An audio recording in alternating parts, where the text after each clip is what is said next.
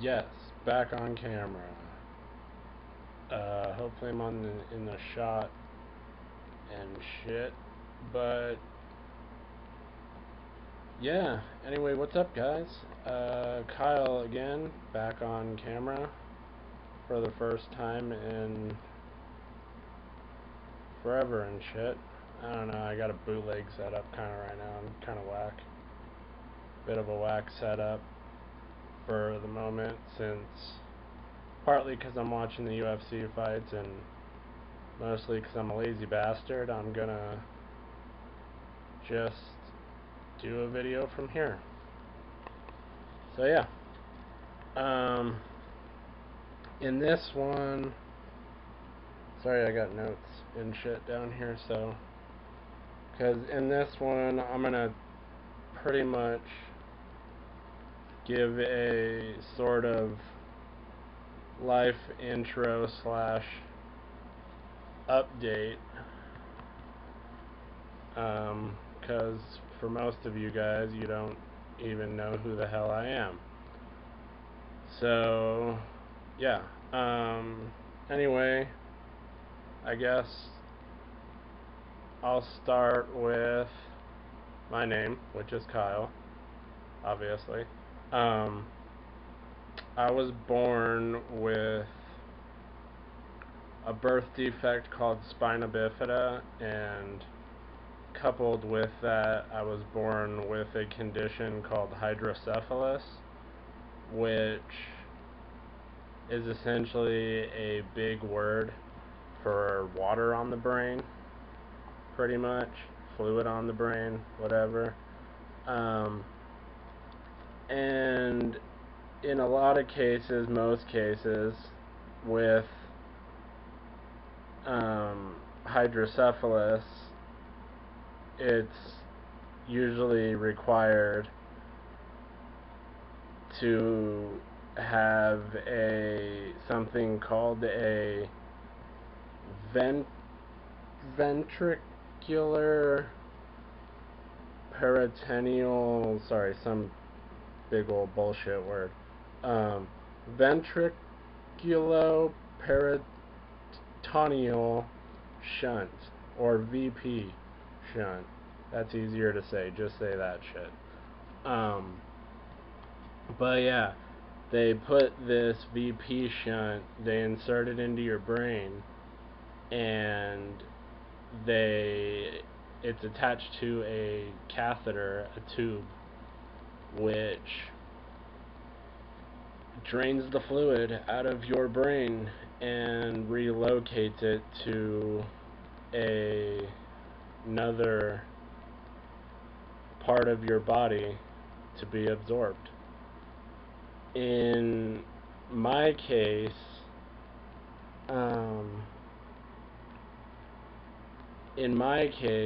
my shunt is located in, and this is the difference between, I feel like, a lot of shunts and mine, because to my knowledge, the way my shunt was put in isn't really done anymore, but basically my shunt is located in the back of my head, and the tube goes essentially straight down the back of my neck, the right side of the back of my neck, down through my shoulder blade area, and it comes down into my abdomen and drains there. Now, from my understanding and from my research I've done, and I was even told by my neurosurgeon, that nowadays they will put the shunt, the pump valve thing, behind your ear. They'll make an incision and do it there, and then the tubing will run down the back of the ear into the neck, and it'll go down the front, kind of tracing the collarbone area, and then it'll go down through there. Now, the reason they do that down the front. The reason they do it down the front is mainly because I was told is because the shoulder area and the shoulder blade area in the back, that's more of a high stress area, which, as I'll explain, makes a lot of sense in my case. And so, having told you, given you the introduction with the shunt and what it is and whatnot, I have had my shunt almost 28 years. It was put in 2 weeks, no, not 2 weeks, sorry.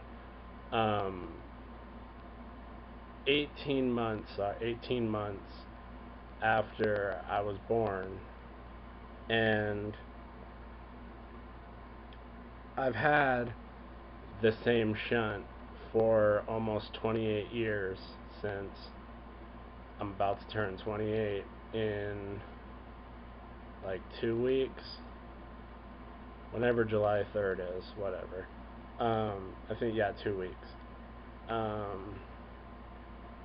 Yay, summer, birthdays. Not really. Kind of fucking hate it. I live in Southern California. It's hot. I don't like the heat. Born in July. My sign is a giant crab called a Cancer. Not dope. But yeah, where was I? Yeah, I've had the same shunt for about 28 years. And from what I've been told from a lot of people, that's not really common to have the same shunt in that long, because I've heard stories and whatnot of people who have needed their VP shunt revised or replaced a handful of times in like 10 years and shit. So essentially I've had mine more than twice as long, 3 times as long as a lot of people. And as you can probably assume, having the same hardware and tubing and all those things, having it in such a high stress area, especially being down my shoulder blades and my neck and whatnot, there can be complications, and such as blockages and calcification and shit like that.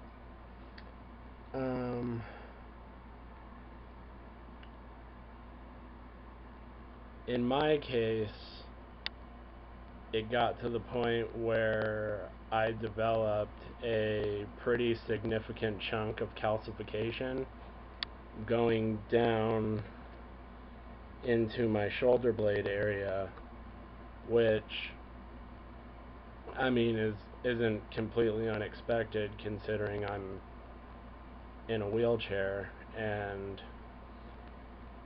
over the last several years, being moved into another living situation, a 2-story house, has pretty much demanded more of my shoulders and whatnot in that area and such. And so between my current living situation and being in the wheelchair and having to use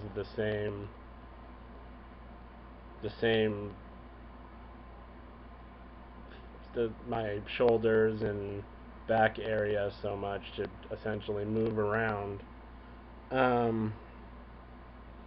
this big old chunk of calcification around my shunt catheter developed. And so one of the things that I was recently told about from my neurosurgeon was something called a shuntogram, which I'd never heard of before. And in this shuntogram procedure, what they would do is inject a small amount of dye into a particular area around where the shunt is, into the tubing, and by doing this, the hope is that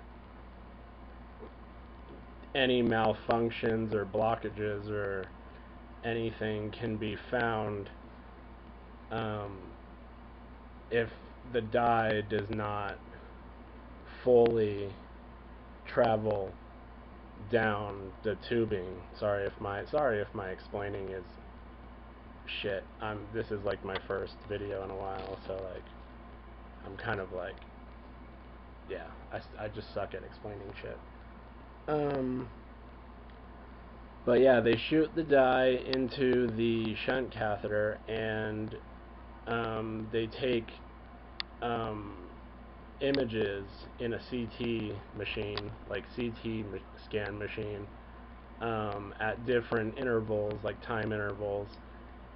And like I said, ultimately, the hope is that if the VP shunt is actually still working, the dye will fully travel through the entire catheter down into wherever it gets absorbed by the body. So fast forward to recently when I had this procedure done.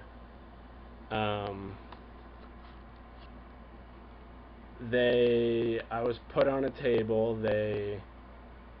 My neurosurgeon injected me. He not necessarily injected me, and I'll get to that in a second, but he puts the needle in and he tries to find the pump area of my shunt, where, like, towards the top area. So he's got the needle in and he's looking for it and he's looking for it. He's trying to find some cerebral spinal fluid is what he's trying to find. And so he's probing in there, he's poking. This shit didn't feel too good, by the way. So yeah, he's poking some more, just trying to just get any CSF, cerebral spinal fluid, and ultimately he can't find any. So after explaining all of this to me, after he takes the needle out and whatnot, we pretty much decided right there that ultimately it was likely that my shunt wasn't working anymore. And so I guess I should back up to the whole calcification thing. I for the last several years and stuff, I've just developed a lot of pain and stiffness and just not very good range of motion in my right shoulder. Okay, so where were we? My camera died, sorry. I'm in a new place. And I actually have a camera. Okay, so as I was saying before, my camera rudely interrupted me by dying. I developed a lot of pain and stiffness and range of motion issues in my right side over the past few years especially. So ultimately we decided to go forth with the surgery to remove my shunt and see what happens after that. So My surgery is this coming Wednesday, and yeah, I'm gonna get that shit done, and then after that I will hopefully, I'm sure most of my pain, most of my the shit that's going on with my right side, my range of motion and all that, that'll improve hopefully, I'm sure, actually. Get rid of a lot of the pain, and then, hell yeah, I'm just looking forward to it. Looking forward to getting all this shit taken care of and getting back out there, getting after it once all this shit is over. Hopefully all the rest of everything gets cooled down soon too. But ultimately I'll be all good. Looking forward to it, like I said, looking forward to getting all this shit solved. Getting a lot more range of motion and being able to perform and work out and